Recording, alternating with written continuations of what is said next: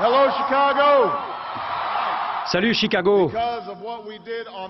Pour ce que nous avons fait aujourd'hui dans cette élection, à ce moment précis, le changement est arrivé en Amérique.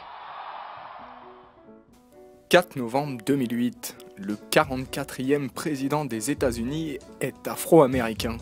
Des milliers de personnes se rassemblent pour célébrer cet événement historique.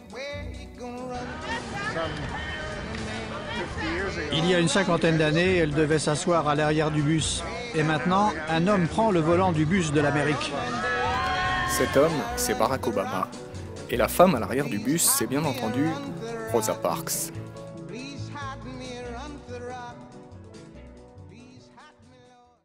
Le combat n'était pas gagné d'avance. La première moitié du XXe siècle est marquée par une sévère ségrégation à l'encontre de la communauté noire américaine. Il faut bien se souvenir que le Sud, l'Amérique, était sous une ségrégation totale, c'est-à-dire l'apartheid, comme en Afrique du Sud. Les Noirs n'avaient pas accès aux restaurants, aux bars, ils n'avaient pas accès, bien entendu, à aucune fonction municipale, politique ou quoi que ce soit. Et ce n'est rien à côté des violences que cette communauté subit au quotidien par les Blancs et leurs extrémistes les plus convaincus, le Ku Klux Klan et ses barbaries. Cette situation, Rosa Parks la connaît bien. Alors Rosa Parks était née Macaulay et a vécu son enfance sous la terreur dans une petite ville de l'Alabama qui s'appelle Tuskegee, parce qu'il y avait le Ku Klux Klan, parce qu'elle a assisté ou entendu en tout cas des scènes de lynchage, des hurlements. Elle a passé ses nuits d'enfance à craindre qu'on vienne brûler sa maison et tuer ses parents. Alors, ce soir du 1er décembre 1955, elle décide de ne plus se laisser faire et d'une simple insubordination, elle en fera une affaire d'État, coûte que coûte. Ça démarre, ça amplifie un des grands mouvements pour les droits civiques auquel vient se joindre d'ailleurs un inconnu à Montgomery, qui débarque à Montgomery, qui s'appelle Martin Luther King.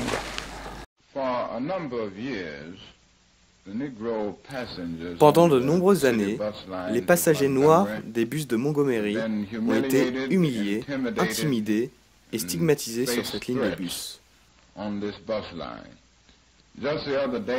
L'autre jour, une des femmes de notre communauté, Madame Rosa Parks, a été arrêtée pour avoir refusé de céder sa place à un passager blanc. La police l'a alors sortie du bus et conduite en prison, juste pour avoir refusé de céder sa place. Pour cet outrage, elle sera condamnée à une amende de $10. Alors Rosa en parle dans sa paroisse, où un jeune pasteur de 26 ans lui prête une oreille attentive.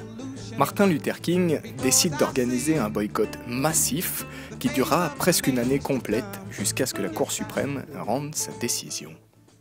A 9-0 vote supported the civil rights position calling for an end to racial segregation on municipal buses. Grâce à son engagement indéniable et inébranlable, Rosa Parks sera affublée du nom de la mère des droits civiques américains. Simplement, dans les mouvements qu'il y a eu, c'est emblématique, c'est symbolique, c'est très important. C'est courageux, c'est un acte d'héroïsme pur et simple. Son nom demeure, il est là, gravé à jamais dans les mémoires. Sa sépulture se trouve au centre même de la démocratie américaine à Washington. Elle a été reconnue, les hommages lui ont été rendus. Elle est inscrite dans l'histoire avec un H majuscule, sans aucun doute. Oui, oui.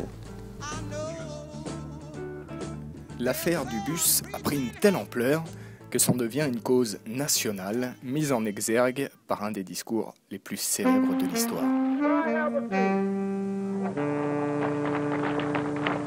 My poor little children one day live in a nation where they will not be judged by the color of their skin, but by the content of their character. I have a dream today. Rosa Parks a donc délégué sa lutte à Martin Luther King, qui en fera le combat de sa vie, jusqu'à en être assassiné le 4 avril 1968 à Memphis. Aux États-Unis, un jour férié lui sera consacré, preuve d'une dévotion sans faille. Rosa Parks et Martin Luther King ont un destin si étroitement lié que les éloges et les hommages qui leur sont consacrés sont unanimes et universels, à jamais gravés dans l'histoire du XXe siècle. This is what Rosa Parks said. I did not get on the bus to get arrested. I got on the bus to go home. I had no idea that history was being made. I was just tired of giving in. Si Rosa Parks a pu voir les tenants, elle n'a pas pu voir les aboutissants obamesques de son combat. Elle est décédée le 24 octobre 2005 à l'âge de 92 ans.